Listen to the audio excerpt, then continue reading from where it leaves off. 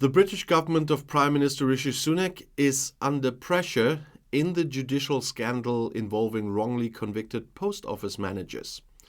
For years, the flawed Horizon computer system destroyed livelihoods, but the Postal Service preferred to believe the system rather than its employees. And they covered up what has become the biggest scandal in the British justice system. Now the police are indeed investigating finally. Horizon is a black box and has small lights that blink ominously constantly. And Horizon looks scary, like evil artificial intelligence taking control of humans. At least in the television series that is currently being broadcast on British television on ITV about the British Postal Service, its Horizon computer system and postal workers desperately fighting for their existence. 4 episodes about nothing less than probably the biggest judicial scandal in British history. Mr. Bates versus the Post Office, that's the name of the series. It's about the real fight of the now 69-year-old Alan Bates against one of the largest and most powerful national institutions in the kingdom, and that's the Post Office. It's about how the Postal Service relied on a broken computer system for years, laying off employees, driving them to bankruptcy and some to prison, and how postal workers have been trying to fight back for 20 years. At least 4 of them committed even suicide. Investigative teams from the British media, including the BBC and the Sunday Times, have occasionally published new findings on the Post scandal in recent years. But on Monday evening, the House of Commons also dealt with it, not for the first time.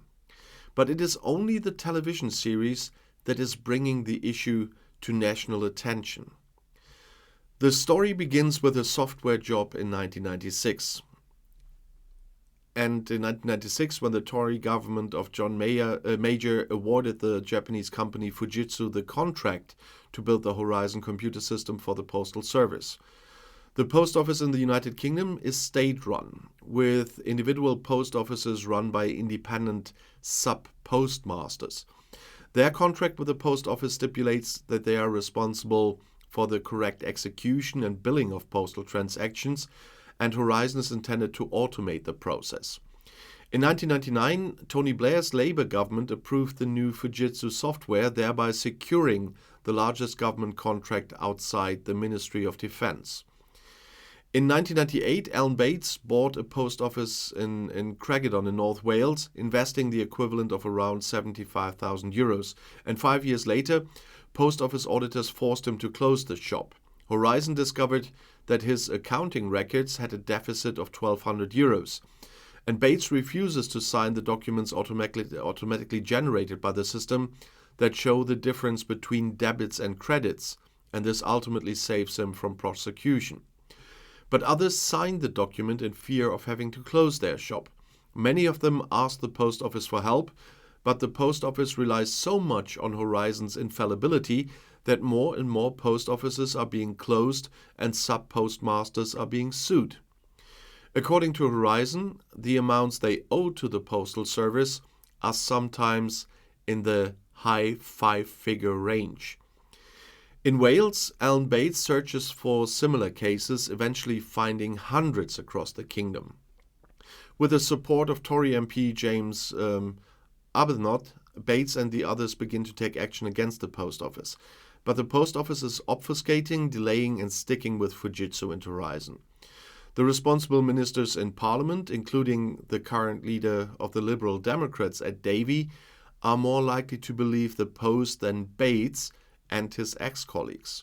And Fujitsu has repeatedly received government contracts over the years. The total volume now amounts to €7.8 billion, and Horizon is still in operation today. At the same time, the post office has a special position that dates back to the 17th century. It is allowed to carry out criminal prosecution itself. Several postal workers have been brought to trial over the years on charges of theft, fraud or embezzlement, some pleading guilty in desperation to avoid prison times. Between 1998 and 2015, more than 700 postmasters were convicted by British courts. The sum they allegedly owe to the post office are often so high that livelihoods are destroyed. It was not until 2019 that the Supreme Court ruled in a lawsuit in which Bates and 555 affected people were suing the post office that Horizon was flawed. The 2-year process ends with an out-of-court settlement. The post office pays 67 million euros after deducting legal fees for each individual, and that's a fraction of the money lost. Several investigations are now underway, including one by the Metropolitan Police against the post office. Last September, it was decided in the House of Commons to pay compensation of 700,000 euros to any postmaster whose judgment is overturned. So far, however, only 97 of those affected have been successful in court in the fight against their conviction, which is why Rishi Sunak's government is now coming under increasing pressure. On Tuesday morning, at the weekly cabinet meeting in Downing Street, the postal scandal was apparently the most important item on the agenda. In the afternoon, Justice Minister Alex Chalk said in the House of Commons that he would consider a law that would acquit and compensate all those convicted in this postal scandal. Paula Vennels, the then boss of the post office, who earned millions in bonuses despite her controversial role in the post office scandal, was awarded the Order of the British Empire, the CBE, in 2019, shortly before her resignation. On Tuesday, after great public pressure, she announced that she would immediately return her medal.